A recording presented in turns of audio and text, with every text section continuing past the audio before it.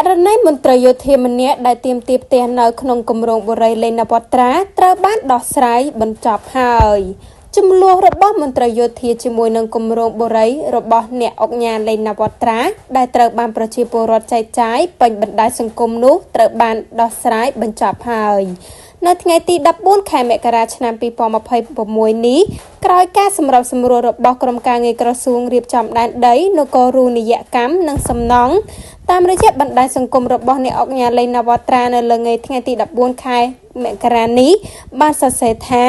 ក្រុមការសម្របសម្រួលរបស់ក្រសួងរៀបចំដែនដីនគររូនីយកម្មនិងសំណង់សូមគោរពអំណរគុណបងប្រុសដែលបានជោគជលព្រមទាំងទទួលយកនូវដំណោះស្រាយឈលលើគោលការណ៍ដោះស្រាយបញ្ចប់បញ្ហាជារួមក្នុងកលៈទេសៈដ៏លំបាកនេះអ្នកអង្គការលេងនវត្រាបានបន្តថាជងលើកំណត់ហេតុប្រជុំចុះថ្ងៃទី14ខែវិច្ឆិកាឆ្នាំ2025នៅទីស្នាក់ការក្រសួងនិងតាមការសម្របសម្រួលរបស់ក្រសួងរៀបចំដែនដីសូមជូនដំណឹងបន្ថែមដល់ពុកម៉ែបងប្អូនឲ្យបានជ្រាបថាក្នុងខែមករាឆ្នាំ2026នេះក្រុមការងារបុរីបានរៀបចំបន្តការសាងសង់តាមស្មារតីអង្គប្រជុំ